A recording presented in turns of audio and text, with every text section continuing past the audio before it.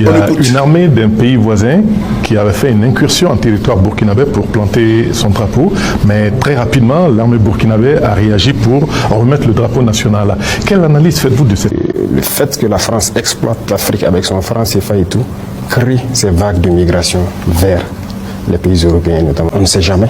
Vous savez, nous on a connu une petite période en 2023 où on a voulu nous bloquer sur tout. Quand on a voulu payer des drones, nos transactions ne passaient pas. On a cherché des voies et moyens. Parce que comme nos équipements, on est sorti de... Ibrahim Traoré est autant suivi. Le capitaine Ibrahim Traoré, ce n'est pas un débat. Hein. C'est l'un des chefs d'État dans le monde qui a plus d'audience. Parce que même le... Famille, c'est important, c'est glissé au Burkina Faso. Abonne-toi à cette page Osman de Woody AES. Partage cette vidéo dans tous les groupes. C'est de ça qu'il s'agit. Le président Ibrahim Traoré sort et parle de Damiba. Le Niger appartient à l'Union européenne. Ils n'ont qu'à rester tranquilles chez eux. Est-ce que nous, on s'est déjà ingéré dans leurs affaires? Bazoum, il est nigérien, non? Ou il est de l'Union européenne? Qu'ils nous disent, si c'est un agent qu'ils avaient placé, qui n'est pas nigérien, qui est venu pour une mission, ils n'ont qu'à nous dire. Si on va remettre leur agent, on va voir qu'est-ce qu'on va faire avant de remettre ou pas. Il faut que ça s'arrête maintenant. Ouais, c'était le président Ibrahim Traoré, chef fournisseur. Vous n'êtes pas en train de rêver, vous êtes en train d'écouter bien sûr les détails du président, des discours, d'interviews du président Ibrahim Traoré. Et vous savez, ça montre combien de fois le président Ibrahim Traoré rend compte à sa population. C'est très important de parler comme ça, c'est très important de sortir souvent, discuter, donner bien sûr, répondre à les questions que les populations se posent en interne et en externe, bien sûr, même des autres populations qui se posent la famille. Donc, chef fournisseur, le président Ibrahim c'est un président exceptionnel, chef fournisseur. Je vous laisse regarder encore la suite, écouter encore beaucoup de réactions, beaucoup de ce qu'il a dit, mais avant on revient après pour en décortiquer. Mais la famille reste sereine, c'est très important, la famille, chef fournisseur. Le président Ibrahim Traoré n'a pas gardé sa bouche dans sa langue, ou bien comment dire, il n'a pas sa langue dans sa poche, voilà. Il a tout dit comme il le faut et il n'a pas peur de dire quelque chose. Donc, chef fournisseur, il y a une chose qu'il doit retenir là-bas, c'est qu'il a fait comprendre à tout le monde que quand on dit pays intègre, c'est qu'ils sont intègres. Il y a une armée d'un pays voisin qui avait fait une incursion en territoire burkinabé pour planter son drapeau, mais très rapidement, l'armée burkinabé a réagi pour remettre le drapeau national. Quelle analyse faites-vous de cette situation-là? Ah non, même pas. L'armée burkinabé n'a pas eu besoin de partir planter le drapeau. Dès qu'ils l'ont fait, les populations ont descendu le drapeau et remettre le drapeau burkinabé. Donc avant même que les unités arrivent sur le terrain. Les unités sont parties rassembler les populations, prêcher aux populations de ne pas se laisser aller dans la provocation. Nous les observons et c'est comme je l'ai dit, ce sont des comportements qui rentrent dans le cadre de l'hiver noir. Il y a des gens qui se comportent toujours comme des nègres. Je ne dirais même pas des nègres de salon, de vrais nègres. Lorsque donc leur maître leur dit fais ça, il ne peut que faire ça. C'est comme une malédiction. Ils ne peuvent pas aller au-delà de cela. Regardez certains. Ils ont donné tout leur pays à ces gens-là. Ils sont assis, ils n'ont plus rien sous leur contrôle aujourd'hui. Mais quand on les pousse à aller en guerre, ils sont prêts. Et ils provoquent. J'ai toujours dit aux gens, nous sommes déjà en guerre. Donc, on n'a pas peur de la guerre. Mais si quelqu'un nous pousse à bout, pour notre patrie, il n'y a rien à faire, on fera la guerre. Et quand ça va commencer, personne ne sait comment ça va finir. Mais une armée qui n'est pas en guerre, si elle peut éviter de rentrer en guerre, c'est mieux. Mais si on nous cherche, on nous trouve. C'est ce que je peux dire sur cette situation. Nous observons. À bon entendeur, le Niger appartient à l'Union européenne. Ils n'ont qu'à rester tranquilles chez eux. Est-ce que nous, on s'est déjà ingéré dans leurs affaires? Paul-Henri Samarodo Damiba. Le président Ibrahim Traoré parle de lui. Et lui-même, il dit que c'est lourd. C'est-à-dire, de la manière aujourd'hui, Damiba est dans les mains là. Ce que Damiba a fait sortir là, c'est trop lourd. Famille, écoute la vidéo puis il revient. Partagez cette vidéo dans tous les groupes. Partagez-la dans tous les groupes. À tout à l'heure. Excellence, l'ancien chef d'État, l'ex-lieutenant-colonel Paul-Henri Sandaoud Damiba a été extradé du Togo pour des faits d'atteinte à la sûreté de l'État et tentative de déstabilisation. Quelle est la suite réservée à ce dossier? Alors, ce n'est pas la première tentative. Hein. Depuis qu'on est là, les tentatives sont là. Et cette fois-ci, je pense qu'il y a eu des preuves accablantes qu'on a dû présenter donc au truc parce que bon, nous, il y a eu plusieurs tentatives de sa part installées au Togo, mais nous, on n'a pas cherché à l'extrader au truc. Souvent, il nous venait donc de dire aux autorités togolaises, bon voilà ce qu'il est en train de faire, il faut le conseiller. Parce que nous, quand il est parti, nous n'avons cherché aucunement à faire une chasse aux sorcières, comme on aime le dire. Vous savez, on n'a jamais ouvert un dossier de corruption, de quoi contre lui. Parce que c'est un principe pour moi. Un ancien chef d'État, s'il a été chef d'État, je ne vais pas emmerder quelqu'un sur ça. Parce que c'est une responsabilité qui lui a été confiée. Il a dirigé des millions de personnes, même si c'est pour un mois, il l'a fait. Donc, par respect pour cet esprit-là, que ce soit le président Roch et Damiba lui-même, moi je n'ai jamais emmerdé quelqu'un. Pas pour autant qu'ils sont blancs, hein. Il y a beaucoup de choses. Mais j'ai décidé de ne pas emmerder quelqu'un. Et il devrait aller se caser tranquillement au Togo. Malheureusement, il est rentré dans une spirale où il faut coûte que coûte nous détruire. On a essayé de contenir cela. Mais quand vous prenez les dernières tentatives, il y a des choses quand même très graves. Où il disait à ceux-là qui devaient faire les actions et tout, qu'il y aurait beaucoup de morts. Ils n'ont qu'à tuer au maximum. Parce que pour arriver à leur fin, il faut tuer. Et de ne même pas s'en faire parce qu'ils ont des liens avec des terroristes aussi, qui vont tuer beaucoup autour pour occuper les unités, pour qu'ils ne puissent pas venir vers Ouagadougou pour nous soutenir les trucs. Donc un truc planifié comme ça. Et que pour se libérer là, et bien sûr, c'est les populations même qui vont se libérer. C'est-à-dire qu'ils n'ont besoin de personne, à part la bienveillance des autres, quoi. C'est-à-dire, par exemple, si on prend la France actuellement là, la seule chose qu'ils ont besoin chez la France là, c'est que la France les laisse tranquilles, c'est tout. C'est-à-dire, le président essaie de réitérer à tout le monde, faire comprendre qu'il y a tout pour se développer. Les gens ont dit ça beaucoup de fois, hein. Les gens répètent ça, hein, mais pas dire que d'autres personnes ne comprennent pas. Le président Ibrahim Traoré a fait comprendre à tout le monde. Et quel français moi je parle? Donc, il a réitéré tout ce qu'il disait, c'est-à-dire tout ce qu'il disait depuis là. Il a encore dit ça plus fort encore, chaque fois il se. Et bien sûr, la façon dont il parle, quand on lui pose les questions, plusieurs journalistes sont passés là-bas, les journalistes de d'autres pays, les journalistes du pays même sont passés pour lui poser des questions, vous avez écouté.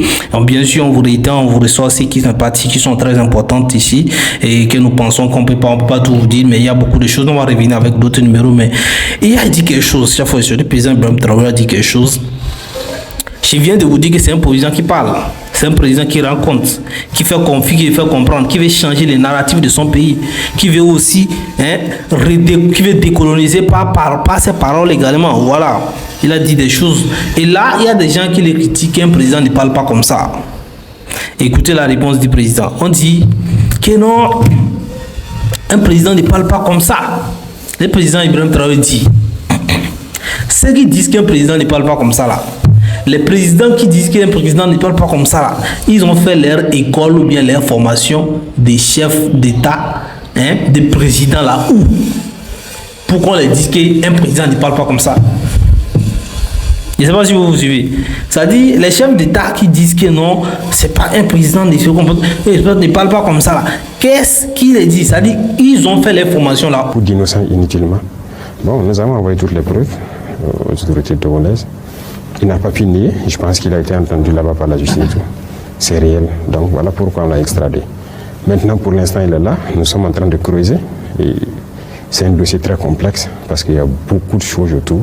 Ce qu'on a découvert, c'est que ça implique beaucoup de pays qu'on n'imagine pas, qui étaient soi-disant amis.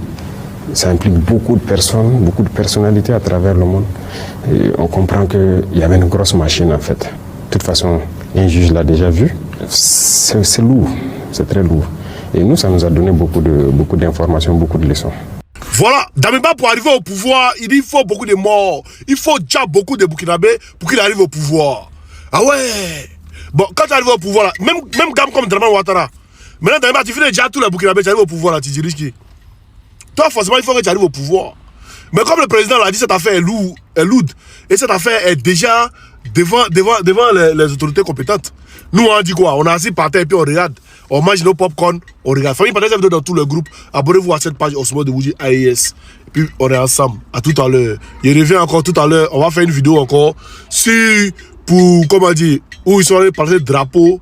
Et puis, le président a parlé de ça. On va revenir dessus tout à l'heure. Donc, partagez et puis on est ensemble. Le discours de Donald Trump hier, là, je vous jure qu'en 15 minutes, il n'a pas fait 30 000 personnes connectées.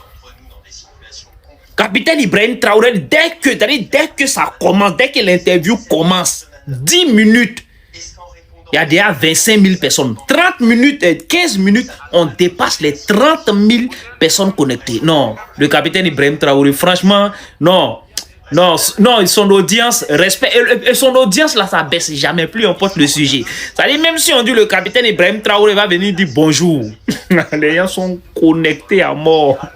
Franchement, je vous invite tous à aller sur la RTB. Le capitaine Ibrahim Traoré est en train de, en tout cas, donner les directives, les directifs du comment on appelle, comment je vais dire ça, de la révolution progressif populaire. En tout cas, on ne sait jamais.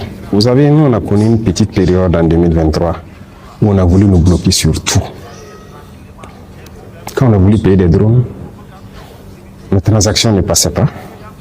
On a cherché des voies et moyens. Parce que, comme nos équipements, on est sorti du canal officiel d'envoyer les trucs à la CEDEAO pour avoir l'autorisation. Quand on dit CEDEAO, c'est ça, donc... voilà, les Français qui sont là, qui donnent l'autorisation d'acquérir telle arme ou pas, mais on ne voulait pas passer par ce canal.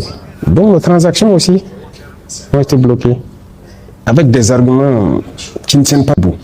Donc on est là, la guerre est là, on veut des drones, on veut des armes, on ne peut pas. À un moment donné, c'était les hydrocarbures. Les transactions de la Sonavi ne passent pas au truc. Donc ce sont des sanctions indirectes pour nous étouffer.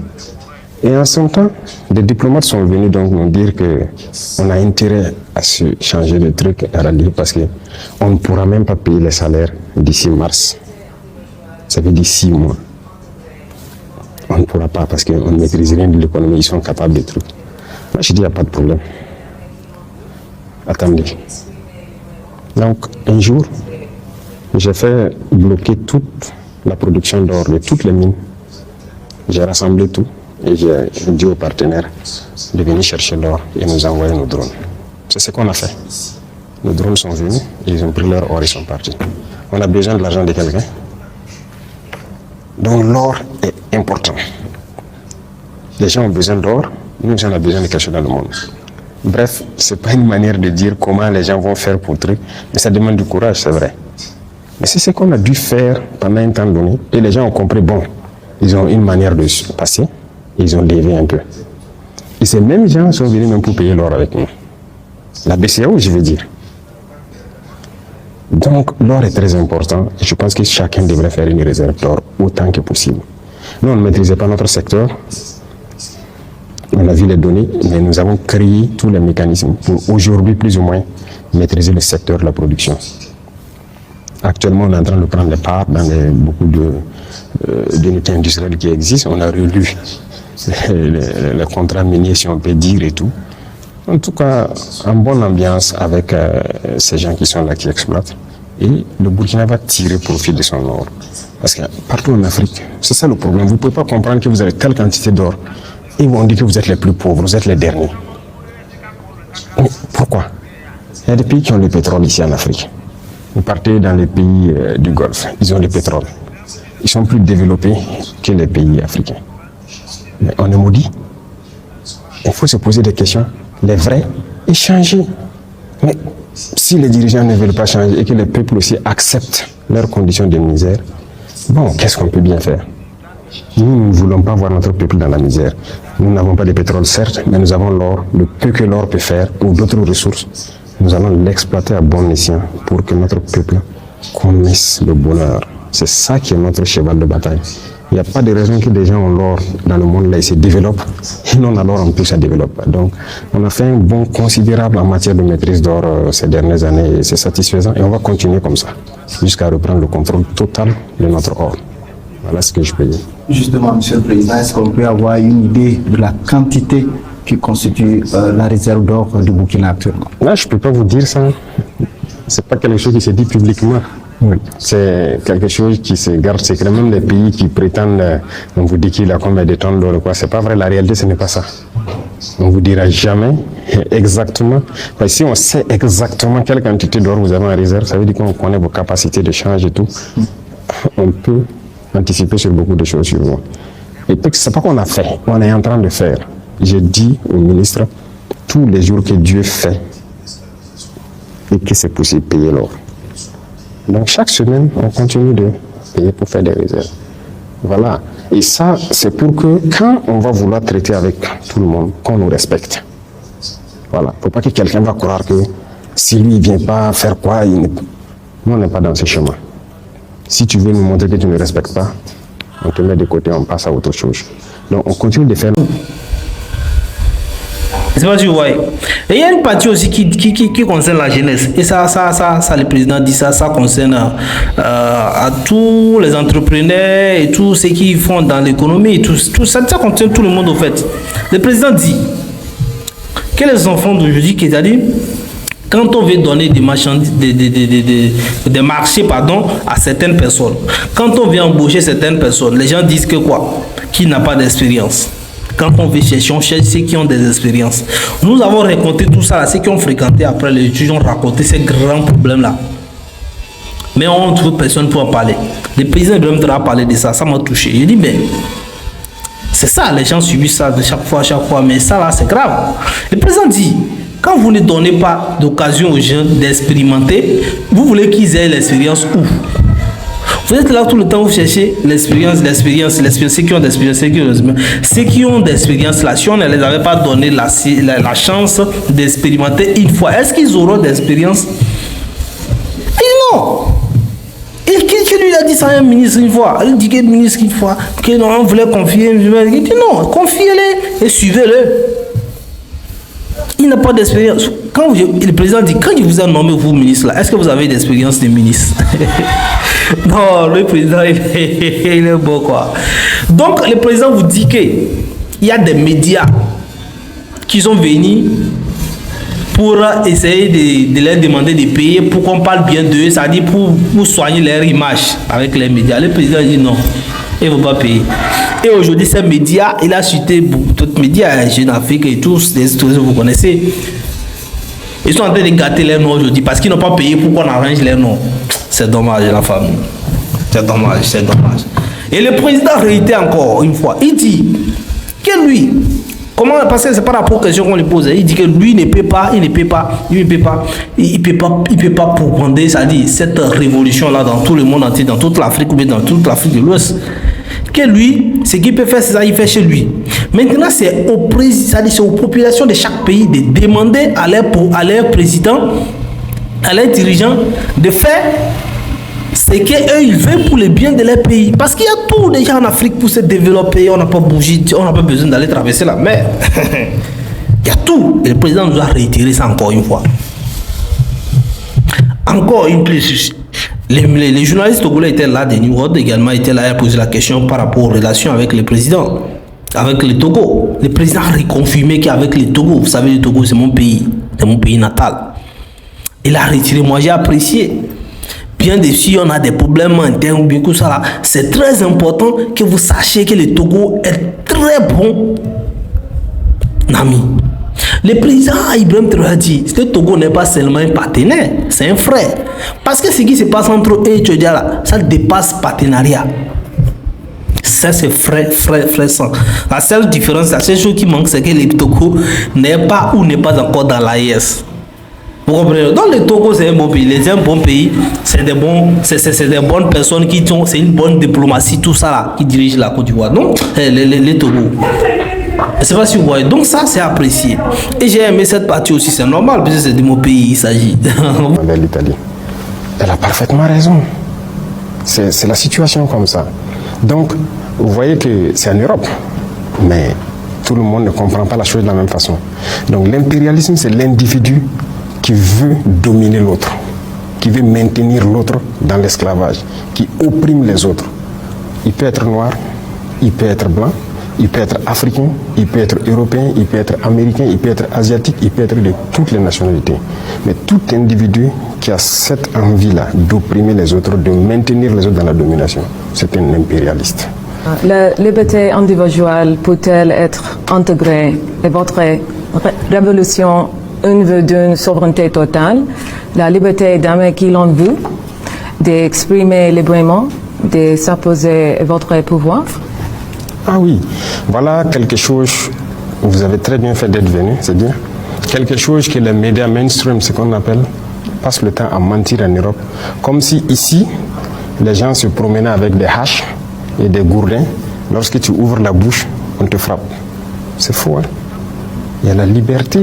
Chacun est libre de dire ce qu'il veut, de donner son opinion et tout. Même sur nos chaînes de télé, vous voyez des gens qui donnent leur opinion. Mais la liberté a ses limites. Par exemple, nous sommes un pays en guerre.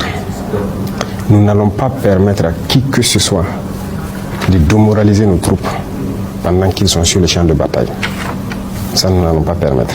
Nous n'allons pas permettre aux valets locaux de l'impérialisme qui sont parmi nous de vouloir saboter notre lutte pour ramener notre pays entre les griffes de ces impérialistes-là. La liberté d'un individu, comme on l'a dit, ça s'arrête là où la liberté de l'autre commence. Sinon, vous n'avez pas une société.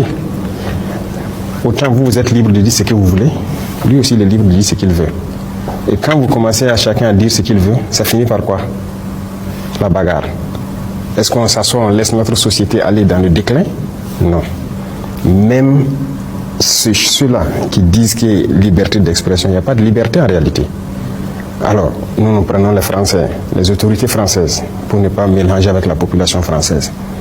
Est-ce qu'il y a la liberté d'expression en France? Il n'y en a pas. Donc, afin d'expliquer tout ça là.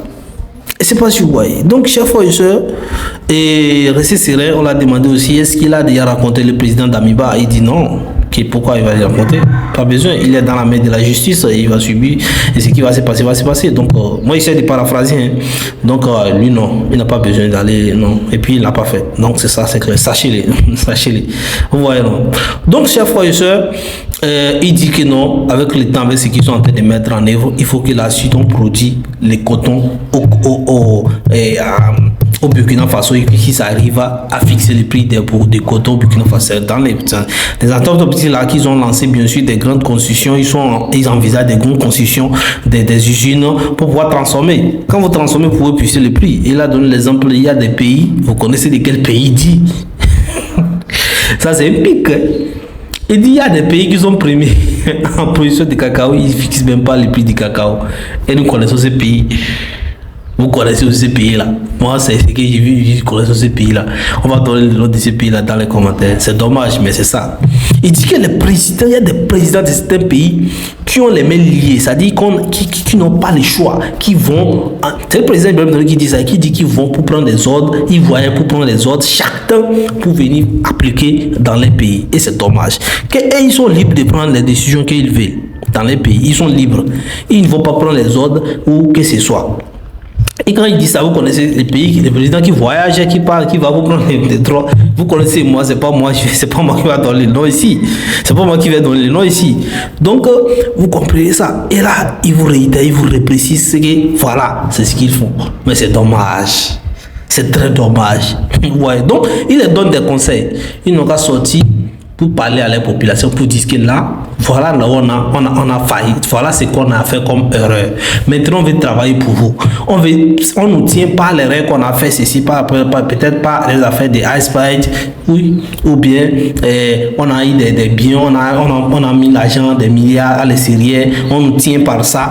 Donc voilà notre erreur. Désolé, on veut maintenant travailler pour vous maintenant. Donc on ne veut pas avoir les liens plus et exposer comme ça à votre population. Ils vont vous comprendre, ils vont vous pardonner, vous allez travailler pour eux.